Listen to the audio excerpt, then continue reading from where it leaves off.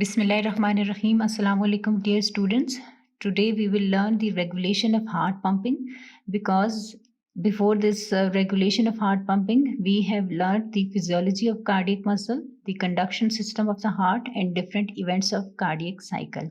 So after understanding the basic physiology of heart, the regulation of heart pumping and its control is very important for learning. Before discussing the control mechanisms, there are some important aspects of energy requirements of the cardiac muscle. Chemical energy required for cardiac muscle contraction, approximately 70 to 90% of this energy is normally derived from oxidative metabolism of fatty acids, with about 10 to 30% coming from other nutrients, especially lactate and glucose. So this special feature of cardiac muscle for energy requirement, that 70 to 90% of energy is normally derived from fatty acids, is an important fact in relation to the development of atherosclerosis. So the atherosclerosis is the deposit of extra fat into the blood vessels of cardiac circulation. This is because of the extra requirement of cardiac muscles for the fatty acids in comparison with the proteins, glucose, and other nutrients. Efficiency of cardiac muscle contraction. The ratio of work output to the total chemical energy expenditure is called the efficiency of cardiac contraction, or simply efficiency of the heart. And maximum efficiency of the normal heart that is observed, it is between 20 and 25%. In heart failure, however, this cardiac muscle efficiency can decrease to as low as 5 to 10%. So this failing heart with efficiency of 5 to 10% is not capable of pumping the required quantities of blood. Work output of the heart. The stroke work output of the heart is the amount of energy that the heart converts into a work during each heartbeat while pumping the blood into the arteries. So minute work output is the total amount of energy converted to a work in 1 minute, and this is equal to the stroke work output times the heart rate per minute. So this work output of the heart takes two forms. First is the external work or volume pressure work, and second is the kinetic energy of the blood. That is energy that is required to push the blood from the ventricles into the arteries, and this is naturally equal to the mass of the blood times the velocity square of the velocity of the blood in the greater vessels. This is the graphical analysis of ventricular pumping. Here in this diagram, you can see the two important curves. One is the diastolic pressure curve and second is the systolic pressure curve. And the diastolic pressure curve, you can see it starts from the volume change as the volume changes from 0 to 50 millimeters of mercury. There are no changes in the pressure of the left ventricle until and unless the volume in the ventricle rises to more about 150 milliliters.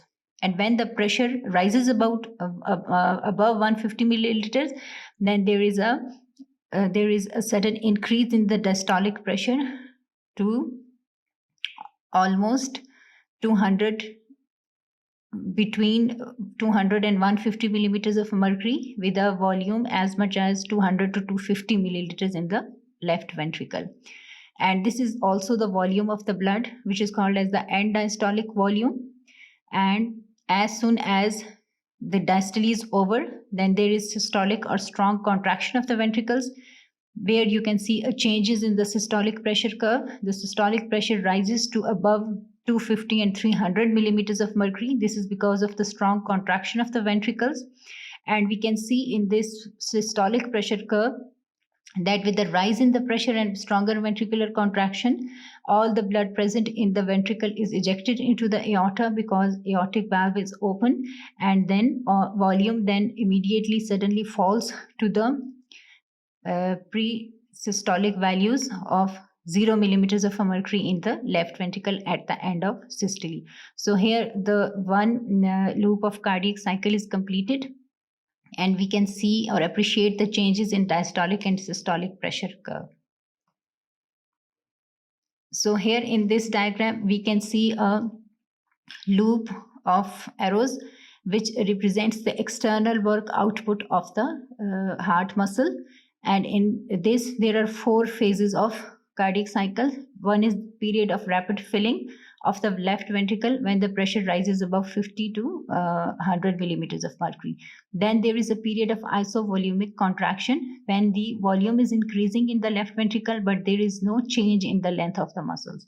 Then there is a period of ejection when the strong forceful contraction of the ventricle causes the pressure to rise above the 120 millimeters of mercury, and the volume returning back towards its pre-systolic values. And then there is isovolumic relaxation, during which the volume is same, but because of the relaxation of the muscles, the pressure changes back towards the end diastolic volume. So here in this way, a loop of cardiac cycle is completed, and this is the work output which is shown by the cardiac left ventricular muscle during cardiac cycle. So these are the different phases of cardiac cycle, like filling, contraction, ejection, and relaxation. And this is also the work output of the cardiac muscle during one phase of cardiac cycle. So these pressure changes can be changed under various physiological and abnormal pathological conditions. For example, if the heart can increase the volume of the blood to be pumped, like in certain cases of volume overloading, cardiac failure, so this curve can be shifted more towards the right side, and the heart can be filled to a greater volumes of the blood. Likewise, if heart has to contract forcefully under a strong sympathetic stimulation, this curve can be shifted more towards the left side, and the force of contraction of the left ventricle can be increased, and this curve can be shifted towards the left and upward directions. So these are also the changes under strong conditions of stress when heart has to pump extra quantities of blood. So this is the closed loop showing the external work output by the left ventricle, and here we can see the 4 phases of cardiac cycle with the different events of cardiac cycle, and the work and volume pressure curve and stroke work output of the cardiac muscle. Regulation of the heart pumping.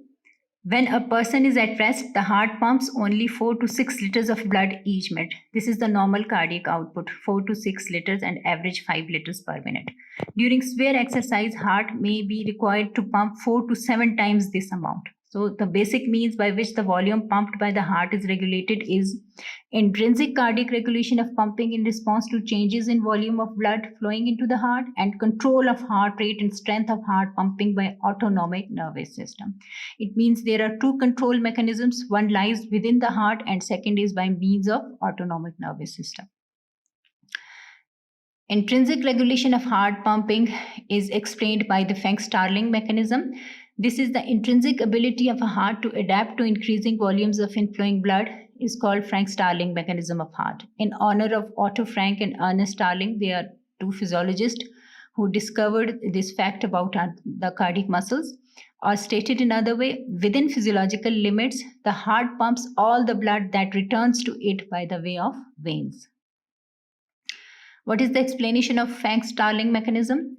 When an extra amount of blood flows into the ventricles, the cardiac muscle itself is stretched because of the overfilling to greater length. This in turn causes the muscle to contract with increased force because the actin and myosin filaments are brought to a more nearly optimal degree of overlap for force generation. So therefore, the ventricles, because of its increased pumping, automatically pumps the extra blood into the arteries. And stretch of the right atrial wall directly increases the heart rate by 10 to 20%. This too helps increase the amount of blood pumped each minute. So this is the explanation of Frank-Starling mechanism, which increases that heart is itself capable of generating the force and ejecting whatever quantity of blood comes into it. And second control is exerted by sympathetic and parasympathetic nerves. This pumping effectiveness of heart is controlled by parasympathetic and vagus nerves. The amount of blood pumped each minute is called cardiac output, and it can often be increased to more than 100% by sympathetic stimulation, and by contrast, it can be decreased to a low 0 or almost 0 by parasympathetic stimulation. So this is the sympathetics and parasympathetic nerve supply to the heart. Vagus or parasympathetics are supplied more to the AV and SA nodes, whereas sympathetics has got a rich nerve supply to the cardiac muscle. So mechanism of excitation of heart by sympathetics. Strong sympathetic stimulation can increase the heart rate in young adults from a normal 72 beats per minute to 180 to 200 and sometimes 250 beats per minute. Also, sympathetic stimulation increases the force of heart contraction to as much as double the normal, thereby increasing the volume of blood pumped and increasing the ejection pressure. Thus, sympathetic stimulation often can increase the maximum cardiac output as much as twofold to threefold. Whereas parasympathetic stimulation has opposite effects. Strong parasympathetic stimulation in the vagus nerves to the heart can stop the heartbeat for a few seconds, but then the heart usually escapes and beats at a rate of 20 to 40 or much lower, as long as the parasympathetic stimulation continues.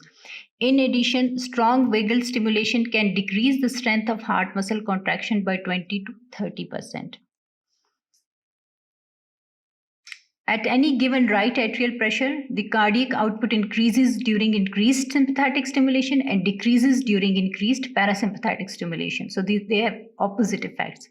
These changes in output result both from changes in the heart rate and changes in the contractile strength of heart, because both change in response to the sympathetic and parasympathetic nerve stimulation. So these are the effects of strong sympathetic and parasympathetic stimulation on the cardiac output.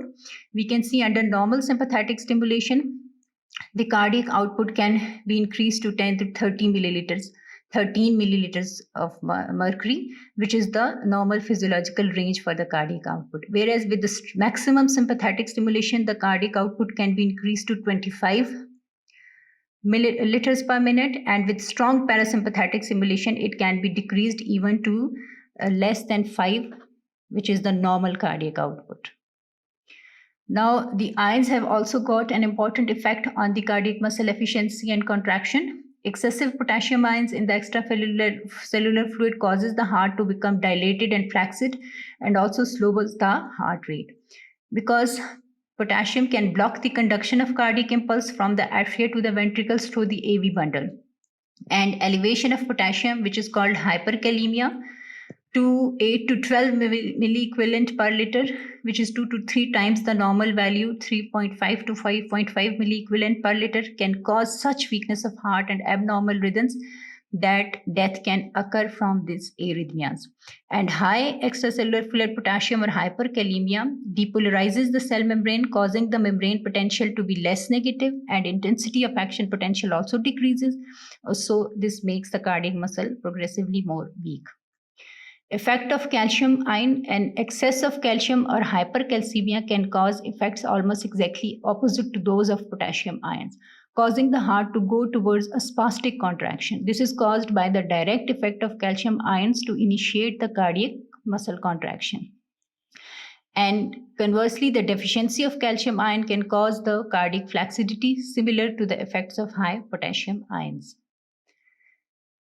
Now, the temperature has also got the definitive effect on heart function. Increased body temperature, as occurs when one has fever, causes a greatly increased heart rate, whereas decreased temperature causes a greatly decreased heart rate, falling to as low as few beats per minute when a person is near death from hypothermia in the body temperature range of 60 to 70 degrees Fahrenheit.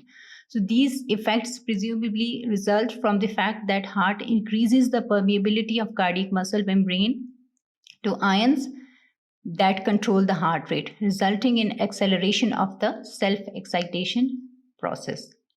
So heat can also have definitive effects on the heart function.